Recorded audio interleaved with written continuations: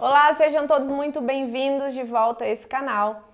Trazendo aqui para vocês a quase continuação do vídeo anterior sobre ansiedade. E agora nós vamos falar sobre a ferida emocional da traição e a máscara do controlador.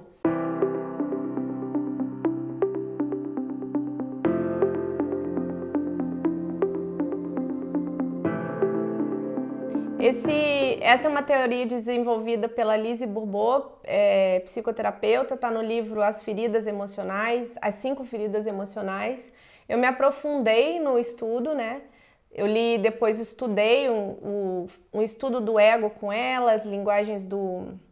né? O corpo fala, alguma coisa assim, as linguagens do corpo, eu não me lembro o título do livro, depois se eu lembrar eu trago para vocês. A Lise Bourbeau, ela desenvolve essa teoria das 5 feridas, das feridas da alma, as feridas emocionais que acontecem na primeira infância. Então, a ferida da traição, se você for pesquisar no dicionário o que é traição, der um Google aí, vai falar que é infidelidade, ser infiel a, né? Não cumprir com o que prometeu, não corresponder a expectativas. E aqui eu quis trazer essa pauta aí, esse assunto, porque se a gente for parar para pensar, um bebê que é gestado por uma mãe, né, que foi implantado ali por um pai, ele já sente tudo o que está acontecendo ali do lado de fora com a mãe. Então ele entende que essa mãe o nutre, né, vai te dar a vida, vai carregar e vai cuidar, etc., assim como já era dentro do ventre, enquanto feto, embrião.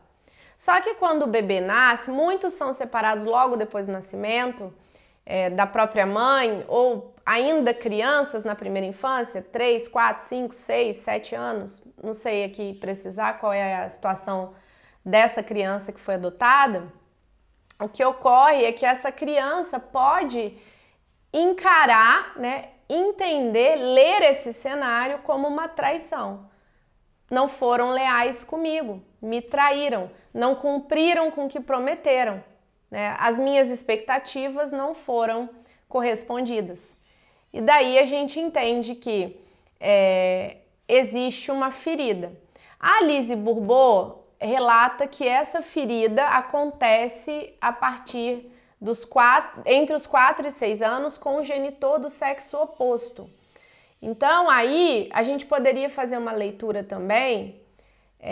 Então, para as mulheres seria o pai e para os homens, para os meninos, seria com a mãe, né? Mas eu não vou me ater a esse detalhe, porque a gente tem também a questão de que os filhos adotivos, na grande maioria, vêm de uma relação de homem e mulher que não era uma relação de confiança, né? Não era uma relação de troca, de cumplicidade.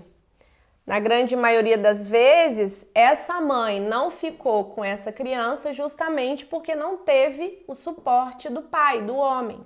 Então ela foi traída, a mãe. E a criança, já dentro do ventre, percebe isso e traz para si esse sentimento de traição. Dito isso, a gente vai... Deixa eu tirar o óculos aqui que tá sujo.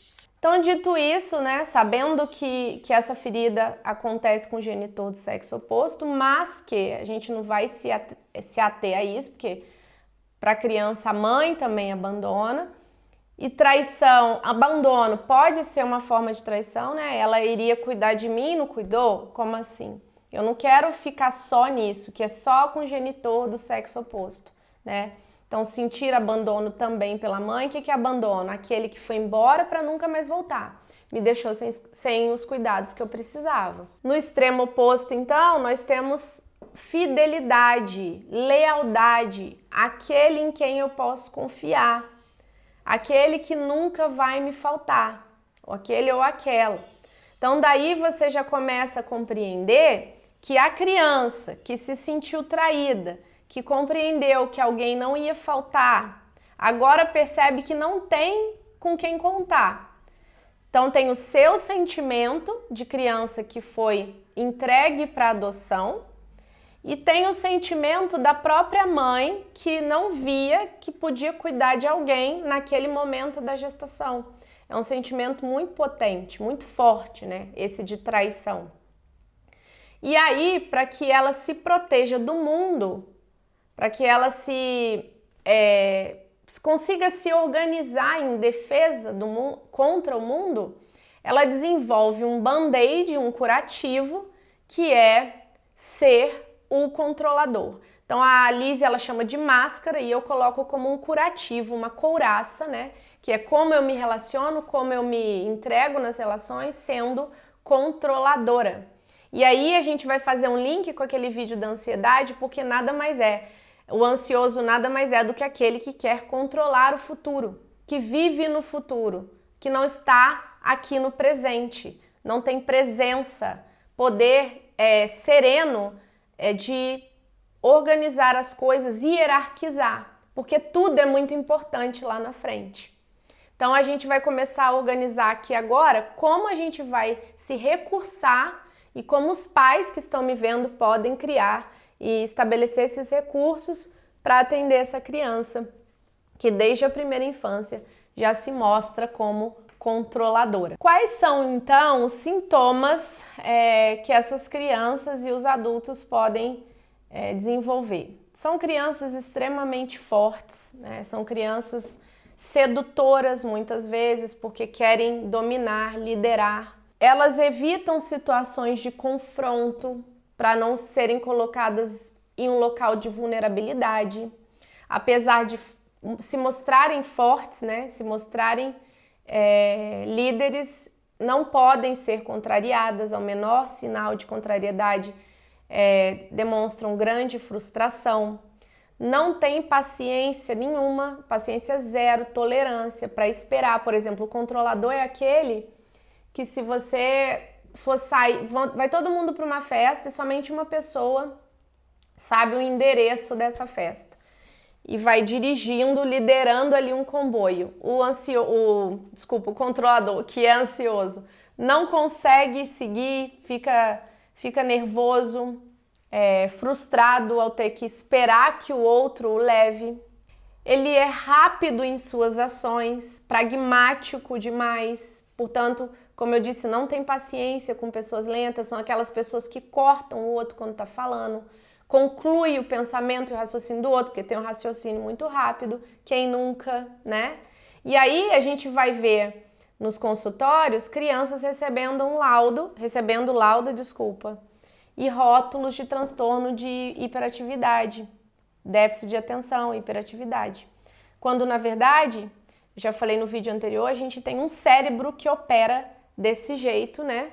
Em defesa do indivíduo. Então a gente só precisa, não tô descartando aqui que o medicamento, que a terapêutica é necessário, tá? Já falei isso em tantos outros vídeos e assim eu falo com os pais que eu atendo. Mas quando a gente começa a entender o mecanismo, a dinâmica subjacente, na verdade a dinâmica de fundo, o que acontece de maneira subjacente fica mais fácil de olhar e direcionar. São crianças que elas querem terminar tudo em primeiro lugar. Elas se preocupam mais com terminar em primeiro lugar do que terminar perfeito, do que terminar bem feito, do que fazer o certo. Se a professora dá um dever na sala de aula, ela, acabei, professora, ela nem sabe o que ela fez ali, ela nem estava presente. Então, para elas e para esses adultos, é muito mais difícil estar no grupo e compreendendo o que o grupo faz, porque ela precisa trabalhar sozinha, porque ela sabe que ela fazendo sozinha, ela faz numa velocidade, né, num controle que o outro ali não consegue chegar. Um exemplo que a Lise traz no livro de pessoas que têm essa ferida, e eu me vi muito nisso, são as pessoas que planejam as férias, tudo que pode acontecer, sair do combinado ali, do previsto. Então, se acontecer isso, eu levo o carro ali, se esse hotel não fica legal, eu posso ir ali, se nesse dia chover, eu faço essa atividade. E ela planeja nos mínimos detalhes, lembrei até daquele personagem da Praça é Nossa, nos mínimos detalhes, mas quando ela chega no lugar, no destino, ela não usufrui daquilo, ela não vivencia aquilo porque ela já está pensando em como será a volta ao trabalho. Então, nossa, quando eu voltar, eu como professora e educadora, por exemplo, agenda, né? que eu tenho que entregar, o que eu tenho que fazer, o que eu tenho que corrigir, qual o plano, quem que eu vou atender. Então você nunca está presente e é exatamente o efeito do transtorno de ansiedade generalizada, a pessoa não consegue estar aqui agora. Adultos, por exemplo, e também crianças, são aquelas que gostam de chegar antes nos compromissos, antes de todo mundo, para garantir que tudo saia como ele planejou, para garantir que não vai perder nada da festa que já está sendo idealizada. Então, e eu digo para vocês que filhos de pais ansiosos provavelmente vão ser ansiosos, né? Eles não têm, porque a mãe era ansiosa, ele foi gestado com essa descarga de cortisol, de adrenalina. Então, o cérebro dele vai ser formado nesses moldes de controle, tá? Então, vocês precisam observar isso nessas crianças, se elas estão muito aceleradas, se elas estão muito à frente. As mulheres, por exemplo, são mulheres que têm dificuldade de descansar, que acabam de fazer suas atividades, as atividades previstas para o dia, já começam a se envolver em outras, não podem estar fazendo nada porque eles próprios ou elas julgam que quem não está fazendo nada é preguiçoso, já que ele não se dá o direito de relaxar. Por que não se dá o direito de relaxar? Porque o cérebro está em constante alerta, que algo pode vir a acontecer, algo de muito trágico pode vir a acontecer. Isso é num profundo inconsciente, as pessoas não agem assim porque querem, é porque existe essa ferida, é porque existe essa formação, e aí a gente vai traçar aqui um plano de ação para que a gente consiga, aí eu me incluo, ser menos controlador. Um fator importantíssimo que eu trago aqui é a fé. Não importa qual fé que você tenha, qual religião, né? Quando a gente fala de espiritualidade, a gente não está falando de religião, porque a religião seria da própria etimologia da palavra religar, né? Religar aqui com lá, com o que está no alto. E aí qualquer uma serve se ela ajuda nesse processo de religar. De uma transcendência, de entender que tem alguém que eu chamo de Deus, e você pode chamar do que você quiser, a menos que você seja ateu, mas que o próprio universo, para quem é ateu, por exemplo, é muito lindo você pensar que o próprio universo, ele segue uma ordem, né? Não é caos, não é caótico, é ordem no universo.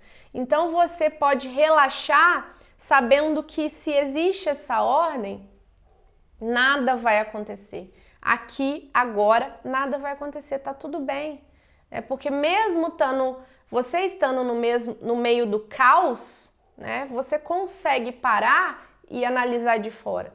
Então, como os pais podem ajudar seus filhos que eles percebem já ansiosos? Primeira coisa, exercícios de respiração, de mindfulness, de trazer a criança pro aqui e agora.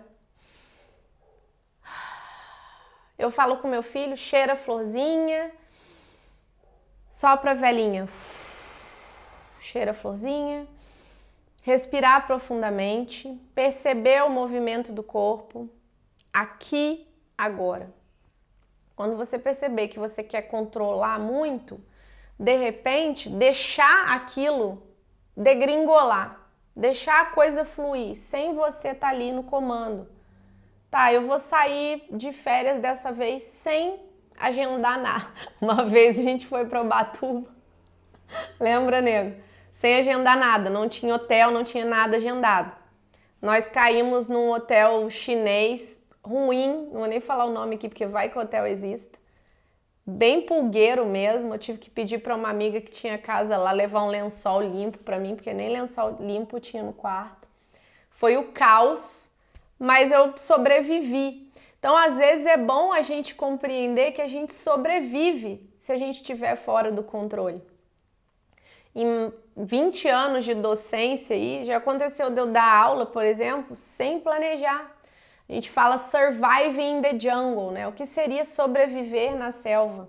Como que a natureza se vira, né? Os animais, eles são bichos que têm uma bússola ali, um radar, algo que os impele a agir da maneira correta, sem controlar previamente. Então, para os adultos, eu recomendo que vez ou outra, não vai atentar contra a própria natureza de controlador, eu acho que esse não é o caminho, mas vez ou outra deixar rolar, deixar fluir. A água é um elemento que nos ajuda nesse processo. Sabe, indo com a correnteza, o Osho tem essa imagem de uma pessoa deitada num rio, fluindo com o rio. Então a vida é um rio que flui, já dizem os sábios aí, os filósofos, as pessoas que trabalham com a sistêmica, né? O João Garriga fala isso, a vida é um rio que flui. Tenta controlar o rio para você ver. Não tem como, você pode fazer uma barreira, você pode fazer uma represa, mas a água, ela encontra o seu próprio movimento. A gente já cansou de ver barreiras que se rompem e a força que a água vai correr depois, com a qual ela vai se movimentar depois, é muito maior. Então, às vezes, se você fizer esse movimento de hoje, eu não vou controlar nada, eu não vou ficar pensando no que vai ser. Você está almoçando, você quer saber o que vai ser do jantar. Tenta só fazer as coisas à medida que elas vão se apresentando, passo a passo. Para criança, isso já é um pouco mais difícil. Então, para além do exercício de respiração, o que é muito importante? Contato com a natureza. Mostrar para a criança isso que eu acabei de falar para vocês. Como a natureza se comporta, né? Por exemplo, aqui no meu pé de acerola, eu até coloquei nos stories lá do Instagram, tem uma lagarta num casulo que vai virar uma mariposa, possivelmente, porque eu andei pesquisando no Google e não é uma borboleta, é um casulo com seda, com gravetos, muito organizado. Mas ela não tem essa coisa de, amanhã eu vou pegar um graveto e vou colocar desse lado, a seda eu vou ter... Não, ela simplesmente flui com a natureza que lhe é própria. Então, se todos nós estamos vivendo dentro desse universo extremamente organizado, se nós todos somos centelhas divinas que têm essa sabedoria interna, por que desse desespero, né? Por que tentar controlar todo mundo? Inclusive a nós mesmos, às vezes se dissociando das sensações, dos sentimentos, né? Com medo de sentir, com medo de se entregar. Eu sei que falar é muito fácil. Se a gente não tiver um passo a passo, né, de como isso vai acontecer, fica mais difícil. Então, o que eu posso trazer aqui para vocês, para os adultos e para as crianças? Homeopatia, terapia floral, terapias holísticas, para além da terapia tradicional, constelação familiar ajuda demais, acupuntura ajuda muito. Só o fato de deitar naquela maca, ficar ali 40 minutos com aquelas agulhas espetadas, mexendo no seu meridiano. Envolvimento com a água, como eu disse. Na hora que a mãe, por exemplo, você mãe ou pai for dar banho nos seus filhos, lançar a mão de óleos essenciais, isso ajuda muito a sentir. Então, nesse momento, para além da sensação da água no corpo, você está sentindo o aroma do óleo, de lavanda, de alecrim, por exemplo, que o alecrim energiza, a lavanda dá essa acalmada. Colocar no quarto, na beira da cama da criança, uma bacia com água, com um olhinho de lavanda, aquele aroma, camomila.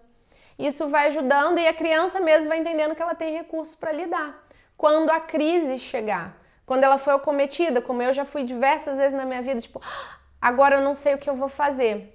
E eu não paro, eu entro no modo de luta ou fuga, né? Muitos de vocês estão me assistindo, provavelmente ficam nesse modo, só que a gente precisa sair desse, senão a gente realmente adoece. O cérebro não dá conta, entra em colapso, é o que o pessoal fala, burnout, fadiga. A gente fica fadigado de fato. E aqui um recado especial para os pais controladores. Os pais que querem que as suas crianças não sofram. Os pais que querem definir o destino da criança por pena do que ela viveu no passado. Que querem determinar, por exemplo, sua carreira, sua profissão. Que querem deixar para seus filhos o seu legado de empreendimento, de empresa, de empreendedorismo, que querem, se meu filho cuidar da minha empresa, ele vai se dar bem. Pais que querem decidir pelos filhos, os seus relacionamentos, se eles vão se encontrar ou não com seus biológicos. Pais que querem manter a própria reputação, porque sentem uma pressão interna para ser melhores do que os pais biológicos, então eles não podem falhar. Porque se os pais biológicos falharam, eu não posso. Então, esse vídeo também é para vocês. E que vocês possam aí, através desse conteúdo, encontrar também um caminho de relaxar, de sair desse alerta, né, desse desespero, de luta, assumir que se o outro foi irresponsável, a gente tem a nossa parte aqui de responsabilidade, mas que não é controle, é só responsabilidade normal do dia a dia. E que vocês consigam, a partir daí, ter mais consciência e trilhar um novo caminho, uma jornada harmônica, né, mais tranquila. Fiquem com Deus, até o próximo vídeo, muito obrigada. Deixe seu like, compartilhe esse vídeo com quem possa gostar. Obrigadão, tchau, tchau.